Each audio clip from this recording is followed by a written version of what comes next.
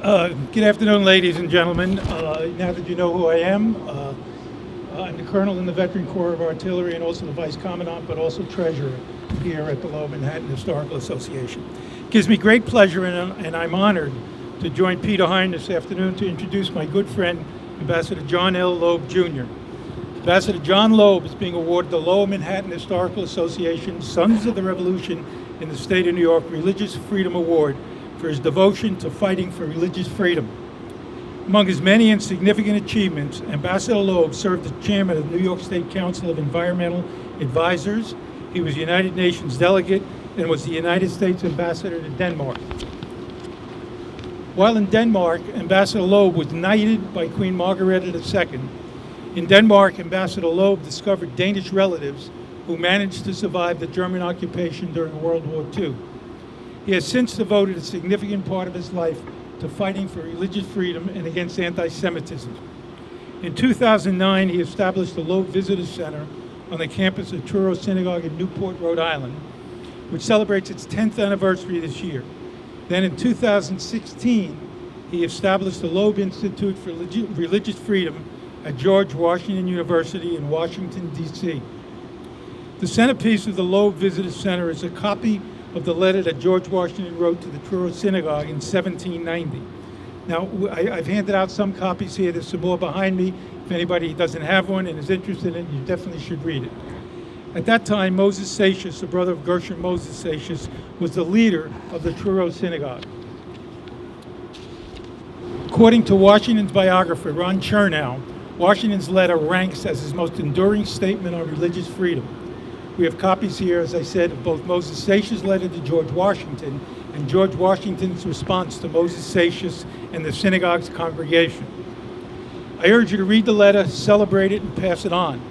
If you want to learn more about this amazing life, Ambassador Loeb recently published his memoirs in a book entitled John L. Loeb, Jr., Reflections, Memories, and Confessions. That's the best part of the book, by the way, the Confessions.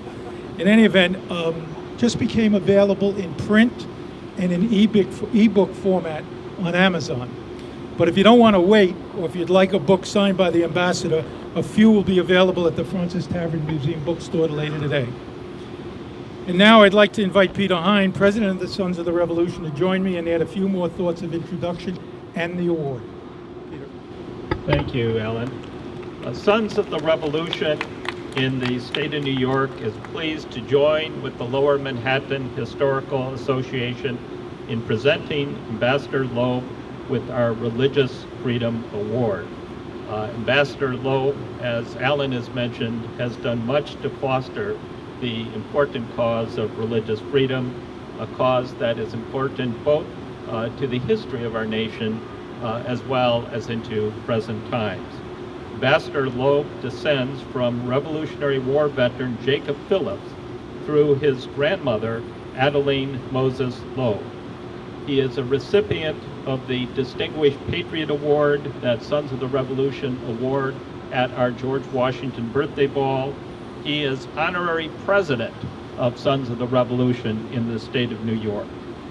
Ambassador Loeb, in addition to his memoirs that Alan mentioned, has authored and was the moving force behind a very well-researched book, An American Experience, Adeline Moses Loeb and Her Early American Jewish Ancestors.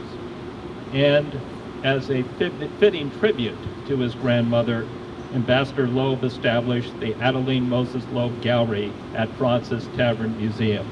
So, Ambassador Loeb, on behalf of the Lower Manhattan Historical Association and the Sons of the Revolution in the state of New York, it is our pleasure to award you this Religious Freedom Award.